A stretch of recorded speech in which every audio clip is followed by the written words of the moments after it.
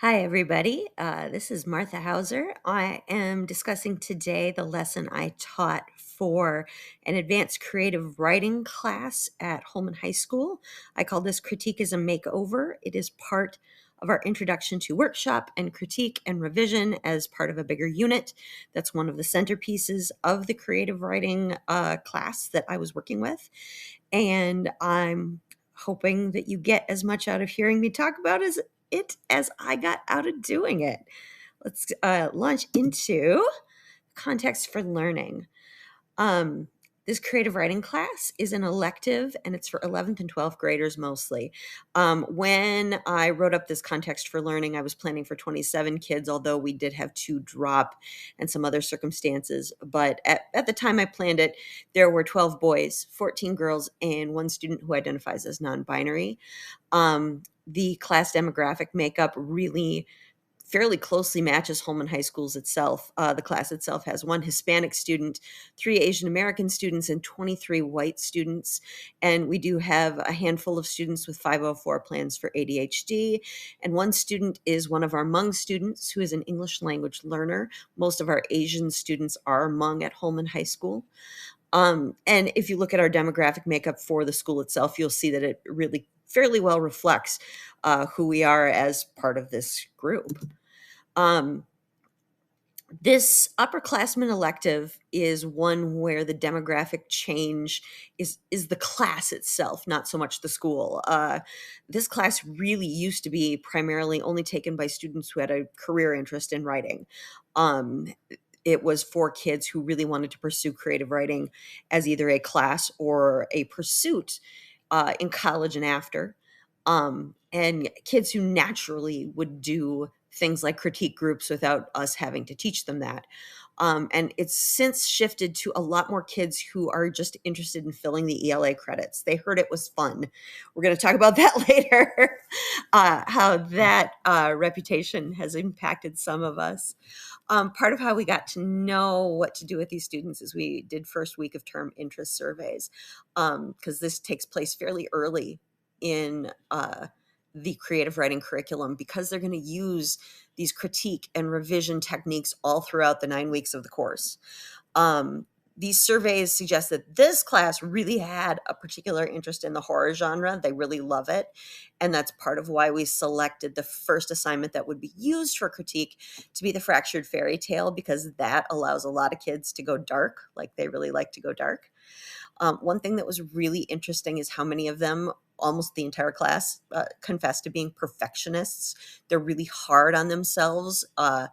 And it's one of the things that we actually have to work towards breaking, because it's honestly hard to make progress and to make changes if you expect yourself to do things right the first time and you don't understand that there's a process.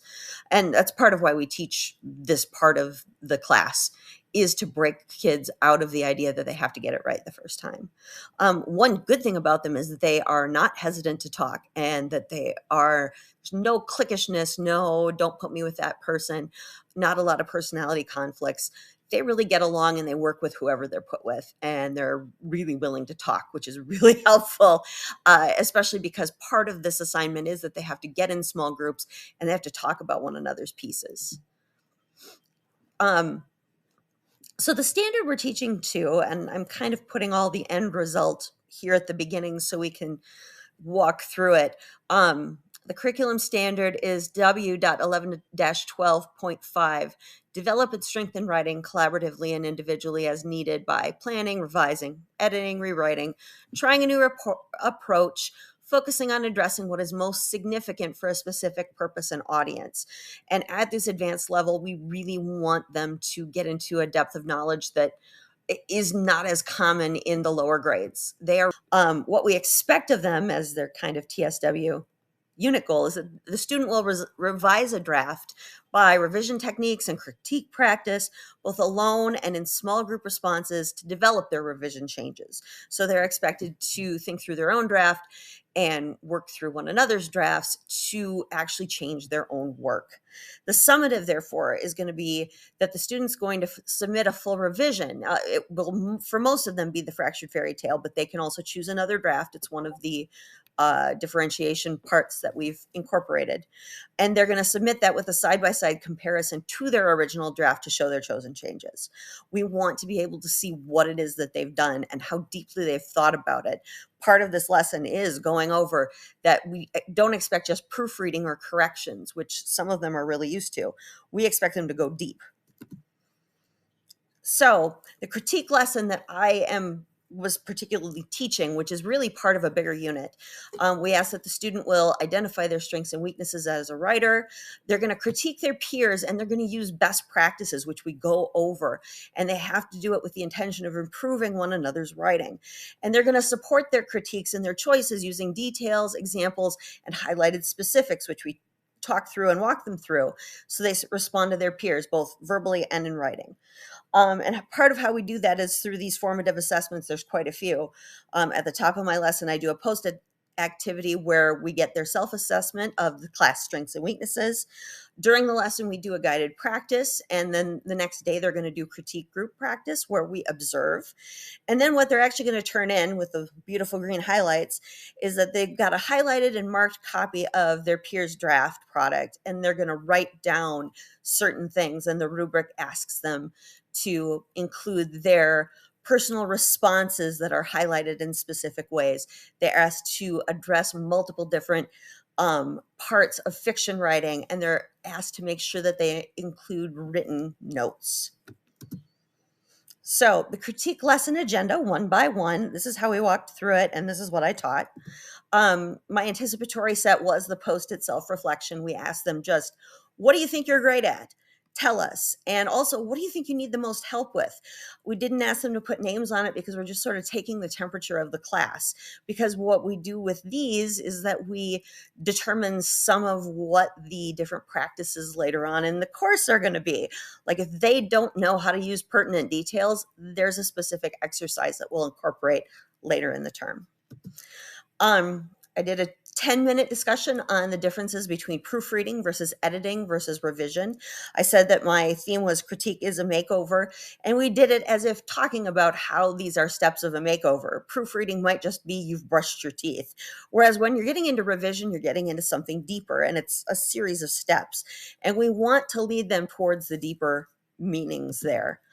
I then incorporated a makeover clip, and this isn't a makeover of someone's draft. It's actually a clip from Queer Eye for the Straight Guy, which is one of the ones they find funniest. I like it because it's short and because it really has obvious examples of good critique practice. They're very positive. They identify things that matter to the person. And then we talk about it before we take a break. And because I'm teaching on the block, we really do need a break after a short amount of time.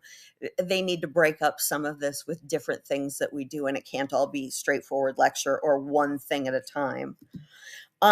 We do 20 minutes of written critique guidelines discussion where I walk through what's expected on the rubric, what they need to include, what they need to highlight for their personal reflections. Like they need to mark, what did I love about this draft? Or what do I have questions about? And there's 6 different things there that we're looking for, and we want them to include at least 4 if they're really top of the heap, or at least 3 if they're just trying to meet guidelines. After we go over the guidelines of what the written critique should look like, we do what we call in-person modeling or guided modeling, where we do 2 different critique forms. One is the Iowa Writers Workshop method. If you've ever done a creative writing workshop, that's just where someone's in the box and the person being critiqued can't comment on what's being said, and the other writers have to figure out what's going on in the piece and they can't answer. But these days, we also do what's called the Liz Lerman critical response, which is gaining in popularity, which is much more of a conversation. And it's good for if you know what you want the piece to do, but you don't know if you really got there and you need somebody's responses to that. And we ask for volunteers to walk through kind of an example so that the whole class gets to see how that's going to look when they're actually in their critique groups. And then after that, they get their group assignments and they exchange their papers and they start work on those critique guidelines that we have. Intro to the clip of me teaching. This takes place just after we've watched the video on makeover, and tried to get tips on how to critique one another effectively and well. And I'm asking the students to come up with things that they noticed in the video to report back to their classmates before they take a break. Anyway, here's the clip. Here's what we're going to do. I want, ideally each of you, but at least a quorum of you, we'll say at least 6 of you have to come up with one thing in the video, or that you've seen in similar circumstances. You can borrow from Chopped for all I care, or other things that you've seen that are good feedback. I want you to share what you picked up on that felt like a good thing that happened, either how he took it or how they gave criticism. So it says stand up when you want to share your idea. Stand up. All right, I saw 1, 2, 3, 4, 5. I need one more. Actually, wait. We'll see what they give, and then somebody might be inspired to say something else. So I'm starting right here. What did you see in the video that was good? Yeah, one dude's beard was like telling him about his hair. That was like, oh, your hair's good. That's why I changed a little bit. He's being like nice. He was being like nice. Not only that, he said, I would never color this. It's wonderful. And how did the guy react? Yeah, he's fun. Cool. He was really surprised. That is a really important thing to emphasize here, guys. One of the things that you should keep in mind is that we are really bad about seeing what's good about ourselves. Like, he had no idea that his hair color looked awesome on him. He didn't know until someone outside ourselves says something. And this applies to your drafts as well. Until we get that feedback of what's good, we don't know what it is. And sometimes we don't know how to make it better if we don't see it. So please keep in mind that much of what you're going to be doing is giving good feedback. Next. What was I gonna say? The guy that was getting the makeover talked about how he liked Bruce Springsteen's style. So it's kind of like the author like saying what they like to do. So like whoever's helping them revise or whatever can kind of stick to their style maybe. And one of the, we're going to go into 2 different styles of critique. And one of them in particular emphasizes exactly that. One of them is good for like, I don't even know what's going on. But one of them is good for, I'm really going for Bruce Springsteen.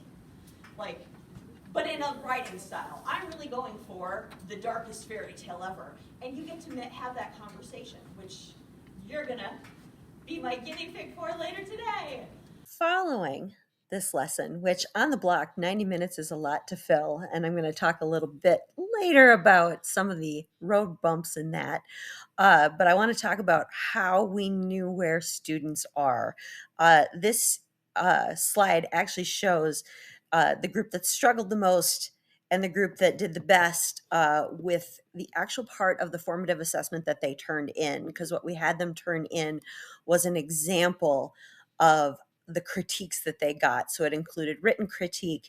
It included specific highlighting that was all common annotations that they could look at and see, oh, this is what this person liked. This is what this person was confused by, or this is where this person made notes about word choice or about my plot.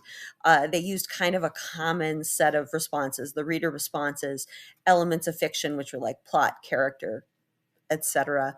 And then written responses, which were their notes. And we just gave them a 1 through 4 on a rubric, 4 being you've exceeded our expectations, 3 is generally meeting expectations in these regards.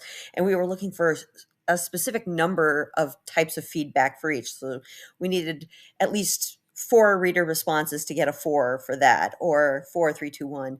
Or we needed the specific kinds for elements of fiction or written response. Like if one of your elements of fiction was word choice, word choice, word choice, that really only counts as one type, rather than those who are like, here's a problem with word choice. Here's where I thought something was great about character. We wanted to see them have some differences there, which might have been reflective in the scores.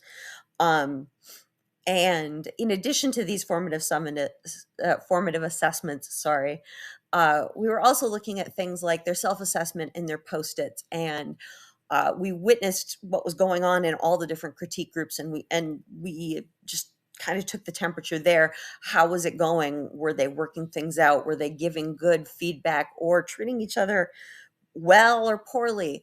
And also we wanted to see some of the side-by-side, like on their drafts as they were working. So we looked at that. But the ones that we scored here as like where really are we? Um, and almost everyone met those expectations. You'll see that there's only one person, Michael, who got twos across the board. And we'll talk about him a little bit later when we talk about reaching for kids who aren't quite meeting things. In his case, he was the kid who reflected at us that, oh, I thought this was supposed to be fun. But he really was just in this class. And by his own admission, he's like, I am doing the bare minimum. And it's really reflected. And we've kind of had a one on one with him about that. If you look at what our summatives look like, you're seeing that almost everybody's doing fairly okay. And it's just those three, the two who got 15s and then the one who got 13s. That's our, I thought this would be fun, gentlemen. And for the most part, people are meeting the benchmarks when we've taken a look at how their drafts are going. Are they going perfectly? We've only got a couple who are scoring a couple scoring 19, a couple scoring 20 out of a class of 25, and they're doing really, really well and exceptional work. And everyone else is pretty well meeting the benchmarks. Of those who are scoring lower in the 15 and the 13 range, one of them is our ELL learner, and we're really brainstorming ways for that student to better convey certain things by writing. It's really difficult for them to make written notes, and we're trying to find different ways for the student to do feedback and working with the ELL department to brainstorm better ways. But that said, his actual draft scores, other than the fact that he's struggling in certain ways to incorporate certain kinds of feedback, like he really did an excellent job for what he gave us. And there's a lot of things that we saw that were really high positives. Of the others, one of the others who scored a 15 missed part of one of the lessons in this unit, and there were certain parts of what they could have incorporated that they didn't know how to, and by their own admission, when we sat down with them one-on-one. And then, of course, there's our Mr. 13, who pretty much admits that he is at all times just trying to do the absolute bare minimum. We're working on him to see it as the bare minimum should be actually meeting the standard. Right now, he is just skating right on that edge, but he is seeing improvements. Of the things I might change, they haven't really been mentioned yet. So, this class, when I got up to teach it, started off with a small lockdown drill. And we were waiting for one of the students who was going to be our model for teaching. And he just didn't show up. He was absent that day. I'd arranged in advance to have certain students be volunteers because you don't want to spring that on anyone. And unfortunately, I should have had a backup. And if I were to teach this again, one thing I would change is I would prepare to have a backup if somebody who was supposed to be one of my model students who'd volunteered for that happened to be gone, like in this case. And what I did is I shifted gears and I had the one of the students who was also the volunteer just do both versions of the critique. Some of the other things I might change if I were teaching this lesson over again is I would possibly split up doing the Liz Lerman critical response versus the IWW. I might even take an extra day to do the explanation of one, try some of the critiques as part of that day, and then do the explanation of the other the next day and try some of the critiques, just because some of the students really struggle with understanding what those things are for and why there's a difference. And if there's not a little bit more time for modeling, they don't have as much time to process it.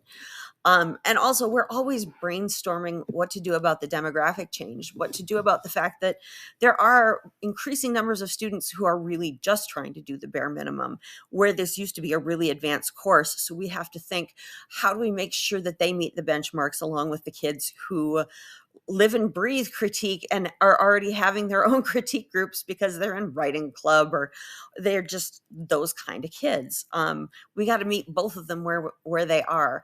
I do think that this lesson has impacted all of them and has worked for all of them, but we're continually examining this, especially we are looking ahead to see if at some point we might end up making this, rather than just a one-term class, which it is right now, into a two-term semester class, where the first term is more for the I need to catch up and get that I need to get those credits, whereas the later stuff is for those kids who are a little bit more serious. As for things I would tell parents about this lesson in particular and this unit, uh, this is pretty foundational to creative writing and to doing it not just at we're filling out the ELA credits that this kid needs sort of thing, but giving them real tools for the future. One of the greatest things about this lesson is that our alumni come back and say, this has been so useful to me in my college classes. This has been useful to me in anything I do for writing. I'm a little bit more prepared.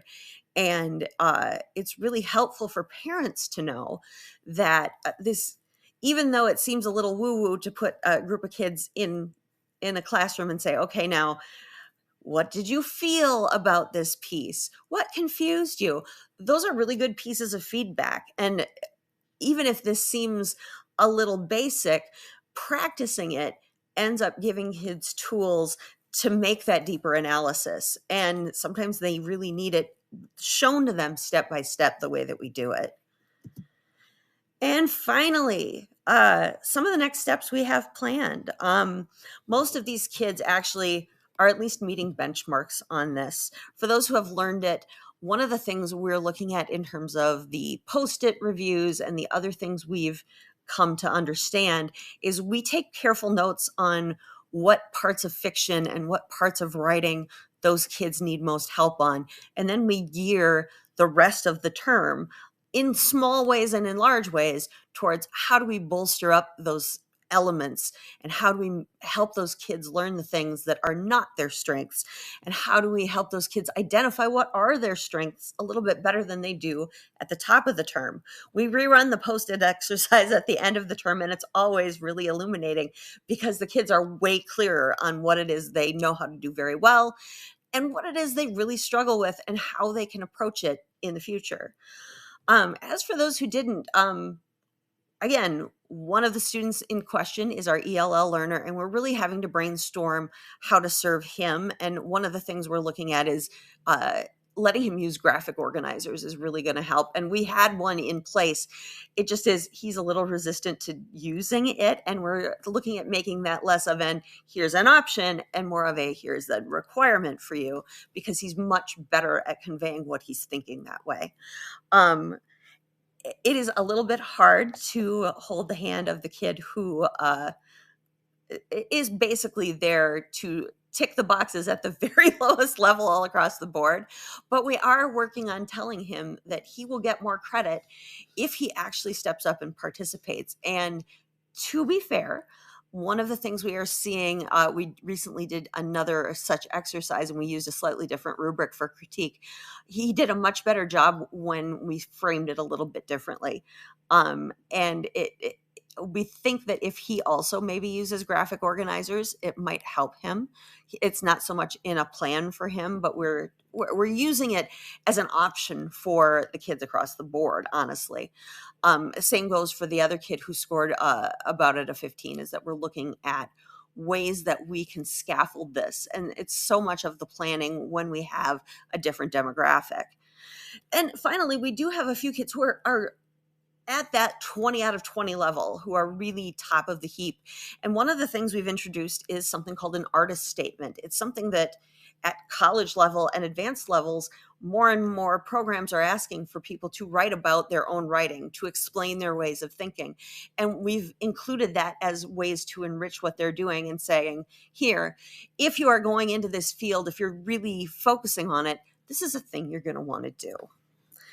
I hope that I hope my explanation of my lesson and this reflection has helped you in looking at options for your own teaching. And I have to say that it was really wonderful to actually use some of the craft here. As a last thought, some of this has been taken from really modern approaches to doing critique groups. We're using the research of Matthew Salis's who has written a book called Craft in the Real World, and he encourages the Liz Lerman method. We used to address this class as if Iowa Writers Workshop was the only thing. And knowing that this has been the sort of class that evolves like that actually gives me hope for the demographic changes that are part of this, and that we will serve these students with really interesting and super helpful ways of looking at creative writing. Thank you.